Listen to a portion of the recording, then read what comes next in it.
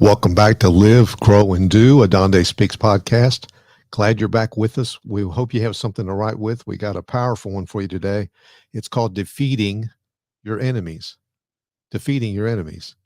Look, here's what I know. To defeat any enemy or challenge, it requires two things. Write these down: thinking and understanding.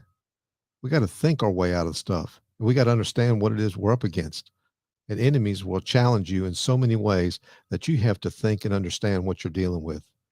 I'll promise you this: if you will practice this content I'm going to present today, that you're listening to right now, you will at last conquer your enemies and begin to live a life of passion and purpose.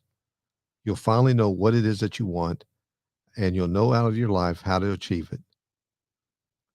Do you know the difference between and understand the causes of both success and failure? Most of us don't know how we failed or don't know how we succeeded. Hard work is how you succeed. We know that, but we don't know specifically what happened. Here's what I know: we learn more from our failures than we do from our successes. So failures are a good thing in a way. As long as we don't stay there and live there in the failure, we learn from it. Sometimes you win, sometimes you learn, then you're able to progress and move forward. But most of us spend years of our life acquiring abstract information and knowledge from the University of Life, but we never know how to apply it to our life, so we don't receive the benefit. I'm going to show you some stuff today that you will actually have the art of living. There's an art to living well. And we're going to try to get that information to you so that you don't arrive at the closing chapter of your life with a lot of regrets. I want you to arrive at the closing chapters happy with how your life's been and knowing that you did most everything you ever wanted to do, and that you influenced and add value to others. But like I said, I always believe we learn more from our failures. So let's take a look at the lessons here and let's try to figure this out. I give you a scripture, Psalms 18:48. Who rescued me from my enemies? Yes, you exalted me above those who rose up against me. You delivered me from the man of violence. The man of violence and our enemy, our true enemy, Satan. But I can tell you this: one person can make a difference.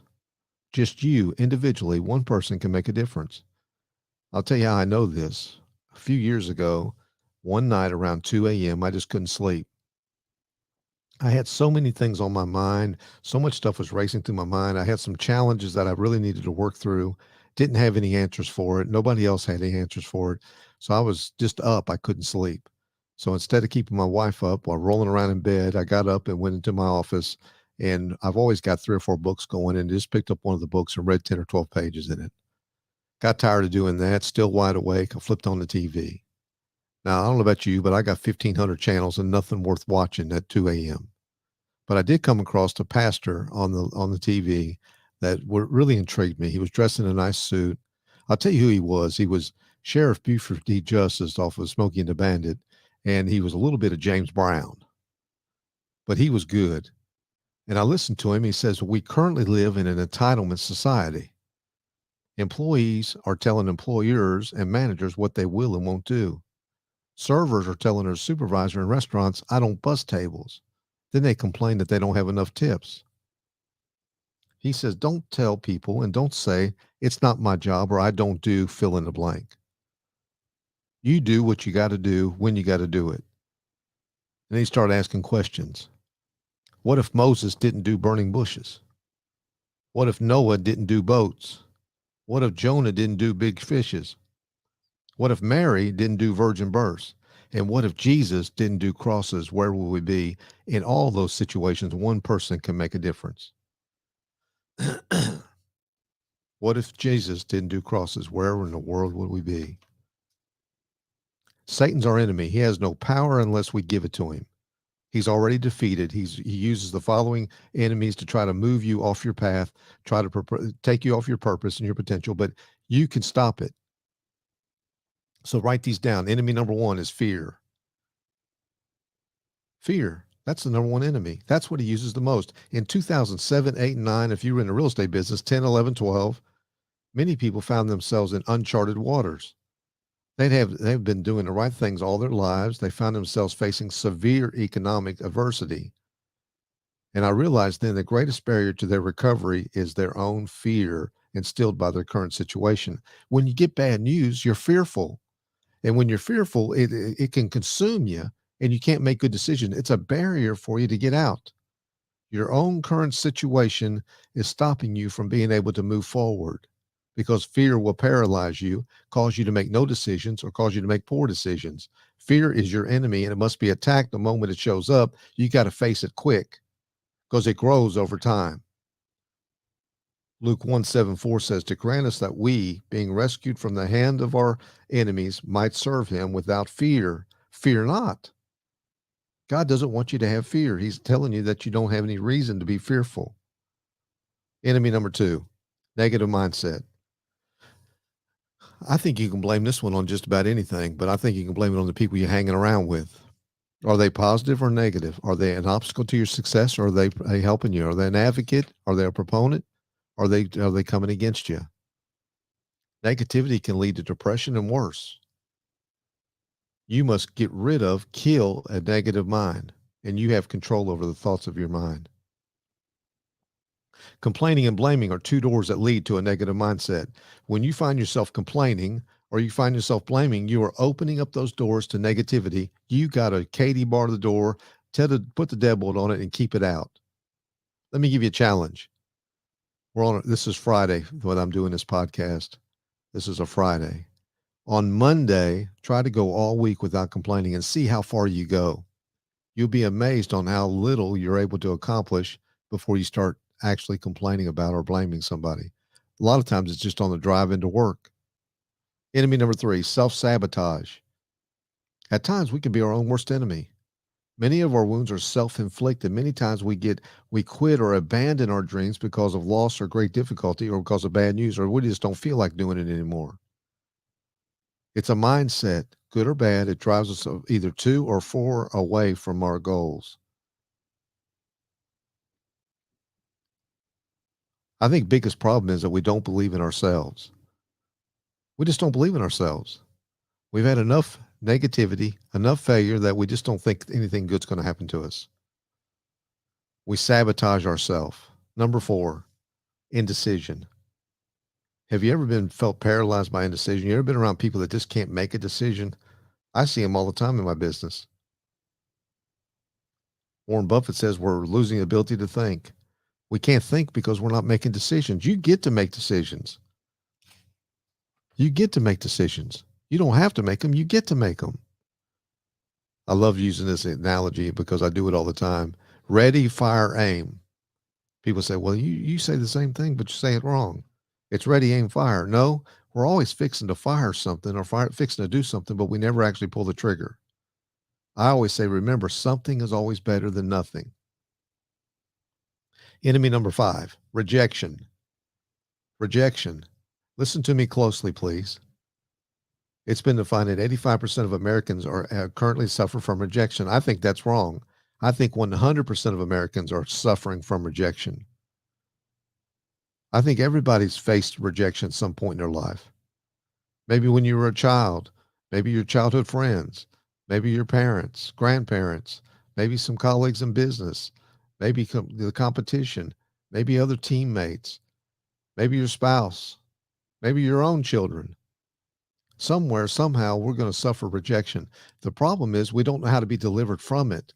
You don't have to live under the crushing weight of rejection. You can do anything you want to do and put your mind to. You can do it, but it's a matter of having to do it. Rejection. If you have it, you need to get some help to get out from underneath it. It will suffocate you and keep you from your purpose. Number 6, doubt. I'm talking about self-doubt here. We're not born with it. No one's born with doubt. Children typically move through this world with plenty of confidence. Have you ever heard this? Me do it. You go to put them in a car seat. Me do it. You get ready to drive the car. Me do it. You make cookies at home with 350-degree oven. Me do it. They have there's no lack of confidence. They'll do anything and everything. They're confident in themselves. But somewhere from toddler stage to young adult, we lose that. We're told something, we stop something, we settle. You got to get rid of self-doubt. And really, you get rid of it by identifying and understanding your fears, because that's the real underlying factor in self-doubt, is that you're fearful of something, fearful of losing. Number seven, wait. Number seven is worry. Why is it so hard to stop worrying? Do you have the gift of worry? Are you over an overachiever and worrying? Here's what I like to do. I like to wait to worry. I like to put it off. If I got something I need to worry about today and it's really something pressing on my mind, I'll tell myself, hey, we need to make time for this. We need to put on a schedule. And I'll physically write down tomorrow morning, 8 o'clock to worry. I'm not going to worry about it today. I'm going to wait till tomorrow. And matter of fact, on Tuesday, I'll postpone it till Tuesday, but I'll get up even earlier on Tuesday and I'll be the best warrior I'm ever going to be. Because if I can put it off, eventually I'll realize that it didn't happen. 95% of what we think will happen never happens and we worry about it. I know there's those people out there that it's something that they didn't happen 95% of the time. On the 96th time, it happened. I told you. You said don't worry about it. Never going to happen. What happened? Well, 95 times before that, it didn't happen. So you're worried about the 5%. Worry will cause you all kinds of problems. You need to stop worrying. Fear not and worry not. Number 8, procrastination. I used to think procrastination was laziness. I've discovered now after time and doing research, it's really not. It's a behavior caused by stress. It's caused by unknowns, caused by unfounded negative beliefs, caused by ourselves. If you tend to procrastinate, don't be too hard on yourself. It's linked to your behavior, is linked to fear, anxiety, other issues. So, how do you overcome procrastination? I got some real quick tips for you. Write these down. Here's how you overcome it: make a to do list. And not only do that, put a due date on the list. Here's what I got to do, and this is when I got to do it by. That will help you from procrastinating. Take baby steps. Number 2, take baby steps. Break the items down on your list into small, manageable steps. When I was a Nike coach, I never let anybody run over 5 miles, but I always told them we're going to do it a half mile or a quarter mile at a time. Can you run from here to that car? Yes or no? Yes. To here to that White House? Yes. From there to the end of the street to the blue mailbox? Yes. I always gave them things that they could do, that they can accomplish in their mind because they were confident and they gained momentum. Same thing with taking baby steps. Recognize the warning signs. When you find yourself starting to get distracted or starting to procrastinate or put something off, what's causing it to happen? And then force yourself to do some work for the next few minutes to get you back on track. Next, eliminate distractions. Ask yourself what pulls you away, what attention getter gets you. What is it, the weapon of mass distraction that's keeping you from doing what you want? Is it the news? Is it Facebook? What is it that's doing it? Amazon? Something's doing it. Your phone, your text, your something, reports on basketball scores, whatever it is, something's causing you to do it. And then finally, give yourself a pat on the back for doing good. I always say celebrate small wins, and it will add momentum to your life, and you will eventually stop procrastinating. Number 9, almost finished. Fight or flight. This is an automatic physiological reaction that happens within us when something negative happens or something tragic happens, bad news. We decide we're either going to go or not go. We're going to jump out of the plane or we're not. Bad news will affect you. But we got to fight, never give up, don't flight, fight. Just turn around and face the fear. Isaiah 54:17 says, no weapon that's fashioned against you shall succeed.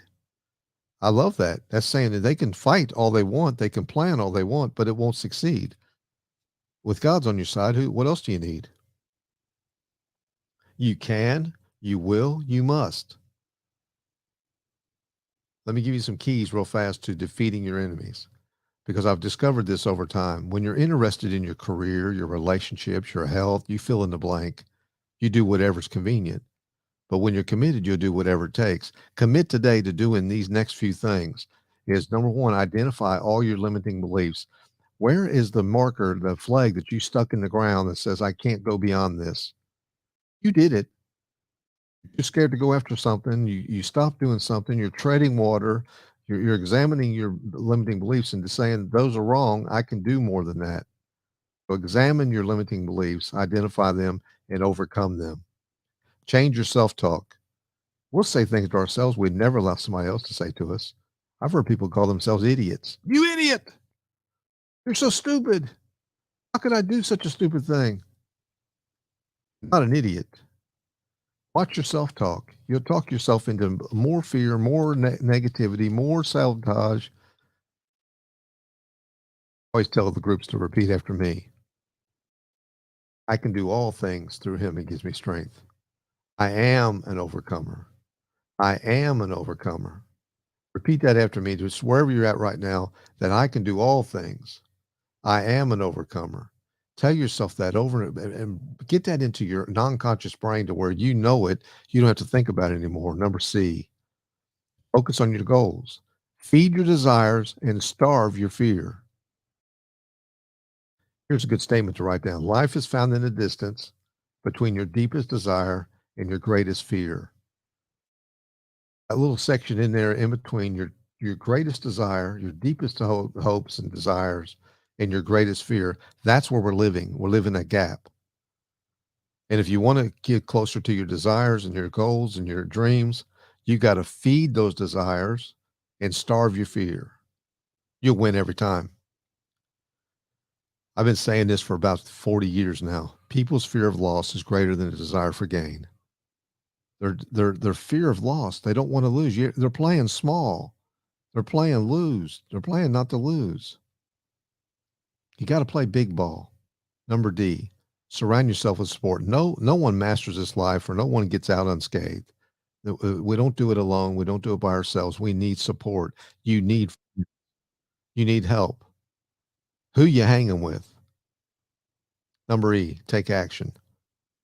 Just be decisive. There's confidence in taking action. Even if it's wrong, you can take more action. Stop making excuses and take action. You'll get momentum and maturity if you'll start taking action.